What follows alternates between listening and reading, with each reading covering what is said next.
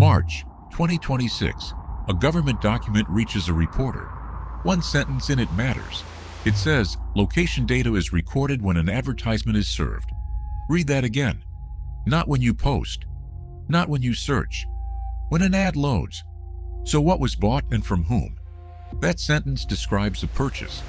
Somebody inside the United States government bought where you had been. No warrant, no judge, no law broken. This is the story of how that became legal. To understand what was bought, you have to go back to a problem that had nothing to do with you. In 2007, the internet had a warehouse problem. Websites had more advertising space than anyone wanted to buy. Empty slots, unsold inventory. A page would load, a rectangle would sit there, and nobody had paid for it. That year, 3 companies moved almost at once. In April, Yahoo bought a company called Right Media. In May, Google bought DoubleClick. In August, Microsoft bought Adcast. All 3 were buying the same idea. A marketplace, a place where advertising space could be traded like a commodity, automatically, without a salesman on the phone. Around 2009, the marketplace got faster. Google's DoubleClick ad exchange pioneered something the industry would call real-time bidding. The idea was simple, and at the time, genuinely clever. Instead of selling advertising space in bulk, weeks in advance, you would sell it one slot at a time. At the exact instant a page was loading, an auction per impression, an auction per person, and that change is smaller than it sounds and bigger than it looks. For most of the 20th century, advertising was sold by audience. You bought a page in a magazine about sailing and you accepted that the people reading it were, probably, interested in boats. You never knew who they were. You did not need to. An auction held per impression cannot work that way. If a buyer has to decide in a fraction of a second what one specific slot is worth, then the buyer has to be told something about the specific person standing in front of it. The moment advertising space became a per-person auction, describing the person stopped being a side effect.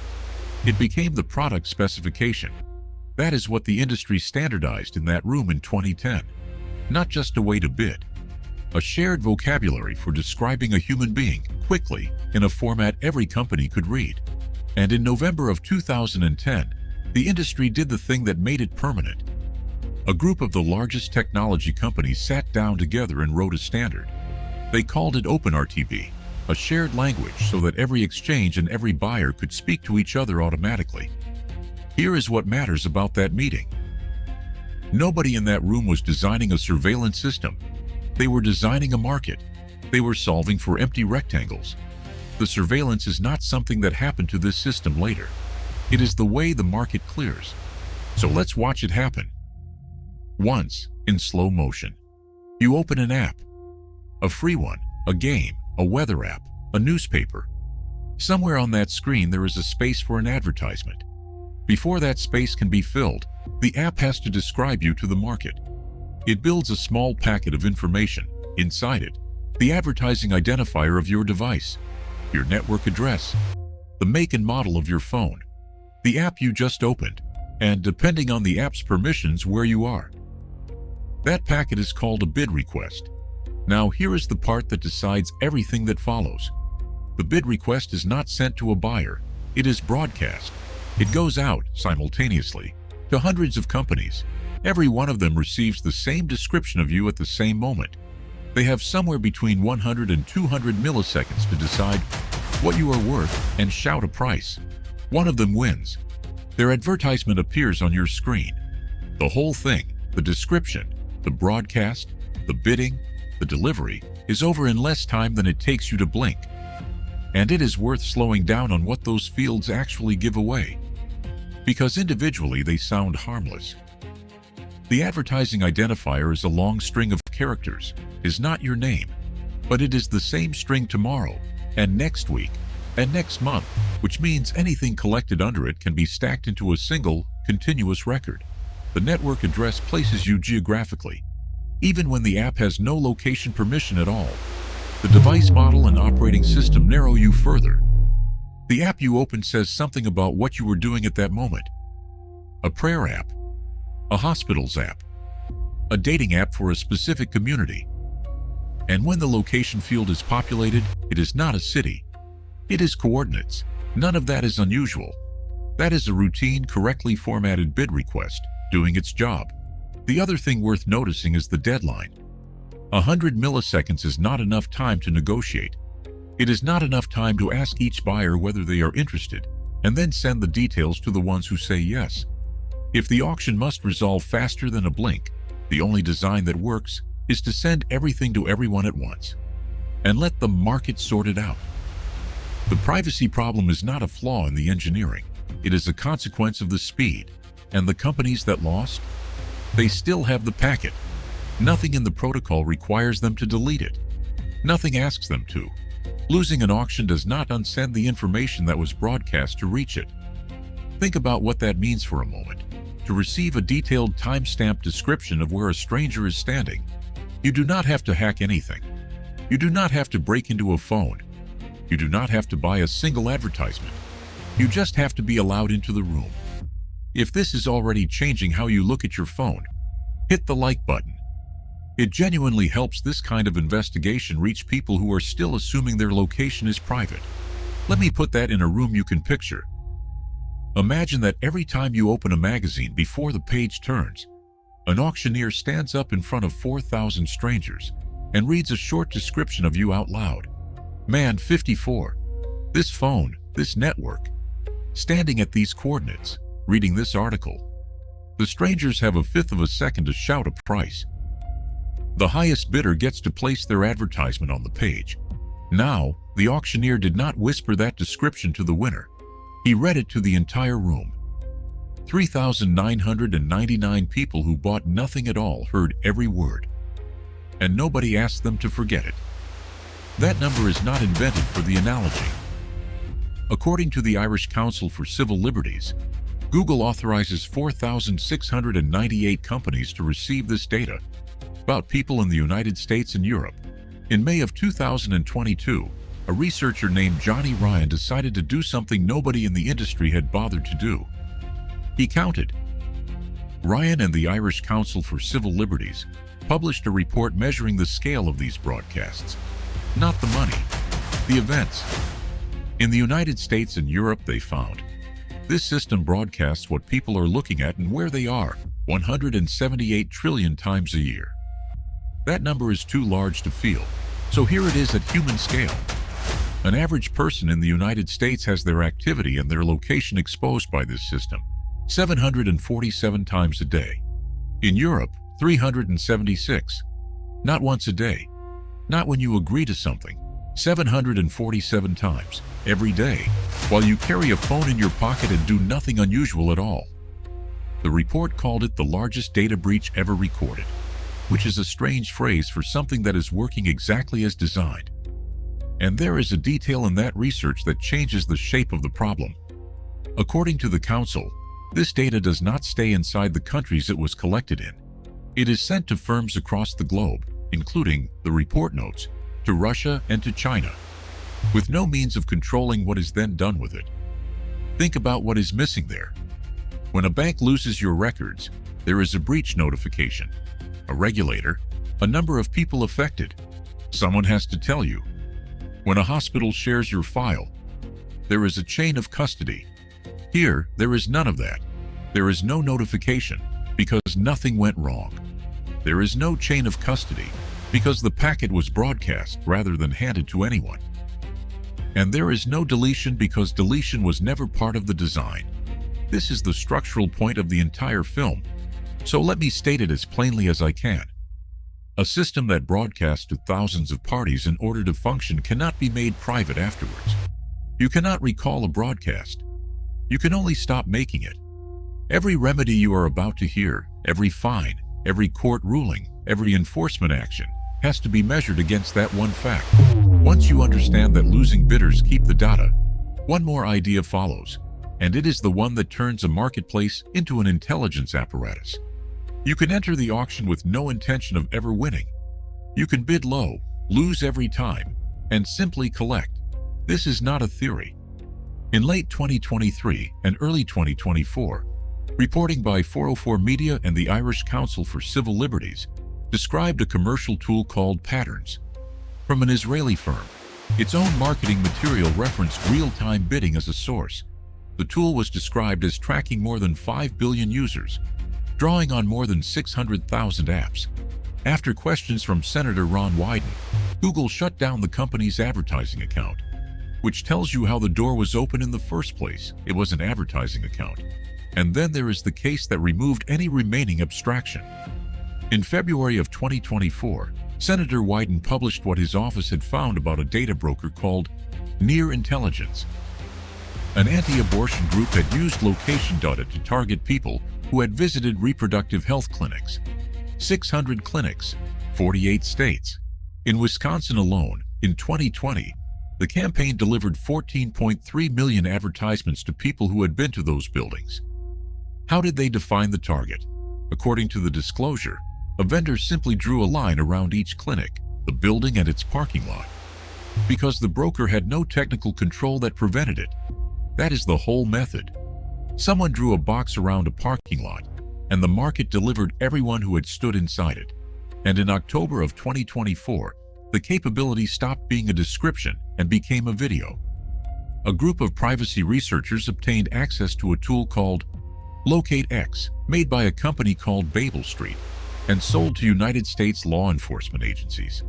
They recorded what it could do and gave the recordings to 404 Media and other journalists. In the demonstration, a phone is followed to an abortion clinic. No warrant is involved at any point. There is nothing to approve, because nothing is being compelled. It is a search box. Regulators did move. It is worth being fair about the timeline. In 2022, the Federal Trade Commission sued a broker called Kochava over location data tied to reproductive health clinics. In January of 2024, it issued an order against Xmode Social and its successor OutLogic, the agency's first-ever prohibition on selling sensitive location data, covering visits to medical clinics, places of worship, and domestic abuse shelters. 9 days later, a second action against InMarket. That December, 2 more against MobileWalla and against Gravy Analytics and Vental. 4 years, several of the largest names in the industry, and real, binding prohibitions. And then there is what happened to Near Intelligence, which shows you the shape of the problem better than any fine. The company went into bankruptcy, which meant its assets were going to be sold. Senator Wyden had to specifically ask regulators to ensure that the location data was deleted, rather than passed on as an asset to whoever bought the company. The data outlives the company that collected it. That is not an enforcement gap. That is what an asset is. If you want more investigations that follow the machinery, instead of the outrage, subscribe. That is the whole channel. Now we can answer the question in the title. Because everything so far is commercial. Companies buying and selling access to a market they built for advertising. The turn is who else can shop there. Government agencies in the United States, Customs and Border Protection, Immigration and Customs Enforcement, the Federal Bureau of Investigation have all been identified as purchasers of commercial location data. One broker, Ventil, was reported to have sold to all three. And this is the part worth being precise about, because it is where a lot of coverage overreaches. The government does not win the auction. It is not the highest bidder for your attention. It does not need to be. It buys later. It buys the residue, the aggregated harvest that the losing bidders and the brokers kept, packaged and sold on as a product. Which brings us back to March of 2026, and the sentence we started with. In a document obtained by 404 Media, Customs and Border Protection stated plainly that the location data involved is recorded when an advertisement is served. The agency had written down the pipeline in its own words. The program described in that document was a pilot, and it ran from 2019 to 2021. But the reporting is clear that federal agencies kept buying commercially obtained location data after the pilot ended, and that Immigration and Customs Enforcement has since sought information on advertising technology tools for investigations, not intelligence tools, advertising tools. That phrase is the entire story compressed into 2 words. The instrument of surveillance here is a marketing product, bought through a marketing budget, from a marketing industry. And here is why nobody has been arrested for any of this. To compel this information from a phone company, an agency would need a warrant. a judge, probable cause, a legal standard, and a record of having met it. To buy the same information from a data broker, an agency needs a purchase order. That is the entire loophole. Not a hack, not a secret program, a procurement decision. In March of 2026, 130 civil society organizations urged Congress to close it. At a Senate hearing, Senator Wyden asked the director of the FBI, Kash Patel, to commit to not buying Americans' location data. He declined.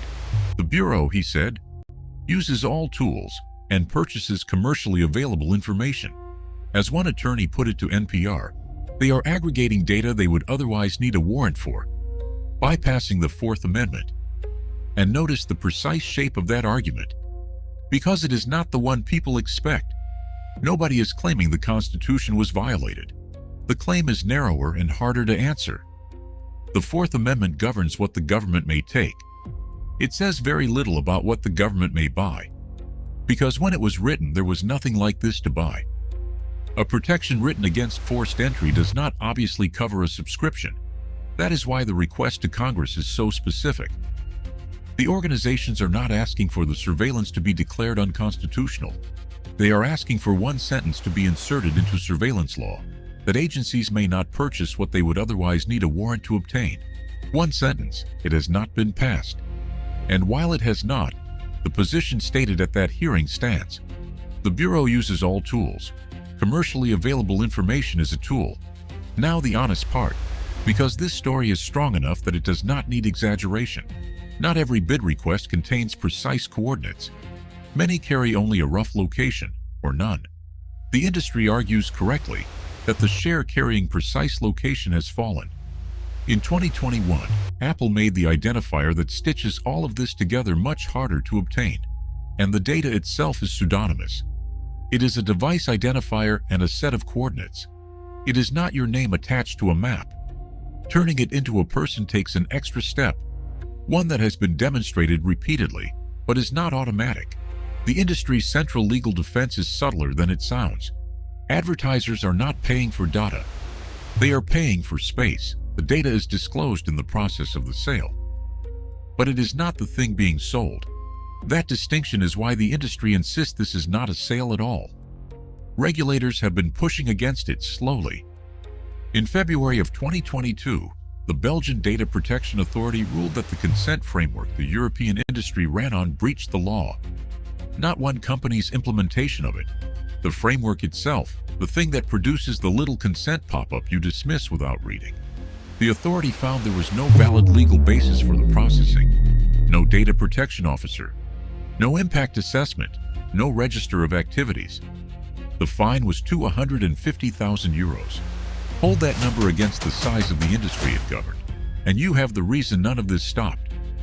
In March of 2024, the European Court of Justice went further, ruling that the string of characters recording your consent choices can itself be personal data, if it can be combined with other information to identify you. Even the record of you agreeing was a record of you. And in May of 2025, an appeals court in Brussels largely upheld the original findings. The fine was annulled, but on procedural grounds only. The breaches stood. The framework was unlawful for years. It kept running the whole time. In the United States, the Federal Trade Commission has moved against the brokers one at a time. Xmode and OutLogic in January of 2024. The agency's first ever ban on selling sensitive location data. In market 9 days later. MobileWalla and Gravy Analytics that December. Each order constrains a company. None of them touches the protocol. And in January of 2025, the system suffered the one thing it had never accounted for. On the 4th of January, someone reached the cloud storage of Gravy Analytics using a misappropriated access key. The company disclosed it 3 days later. The attackers claimed 17 terabytes. The list of apps named in the reporting is the part that stays with you. Dating apps, a period tracker, a fitness app, a transit app, a flight tracker, children's puzzle games, an email client, an office suite. Many of those companies said they had no business relationship with the broker at all. And given how the auction works, both things can be true at once. The data does not have to be sold to you by the app. It only has to pass through a room the app opened. The surveillance archive was itself surveilled. There is a settlement moving through the courts that would require Google to build something called an RTB control. Switched on, it would strip the identifying material out of the bid requests sent about you. The advertising identifier, the network address, the device details, and block the technique that links those requests back to the profiles companies already hold on you. Google would have to email every user to tell them it exists. It is a real remedy. It is aimed at exactly the right part of the machine. And it is opt-in, which means that on the day it arrives, nothing changes for anybody who does not open that email, read it, understand it, and go and switch it on. The default stays the broadcast, which is, in the end, the shape of this entire story. A system nobody voted for, that nobody set out to build, that you can only escape by finding a setting that most people will never know exists. Nobody in 2010 was writing a surveillance protocol. They were solving for empty advertising space, at a scale where broadcasting to everyone was simply more efficient than asking one buyer at a time. The surveillance is not the crime, it is the exhaust. And that is the part that should be hardest to accept. Every actor in this story can point at the actor beside them and be telling the truth. The app did not sell you. The exchange only ran an auction. The losing bidder only received what it was sent. The broker only aggregated what it lawfully held. The agency only signed a purchase order. Nobody has to have done anything wrong for all of it to have happened to you. And that is why the sentence in that document is so much colder than any conspiracy would be. There is no room where they decided to watch you. There is a market working correctly and a government with a budget. If you want to see what happens when the same logic is applied to infrastructure the entire world depends on and cannot switch off, watch the one on the ground.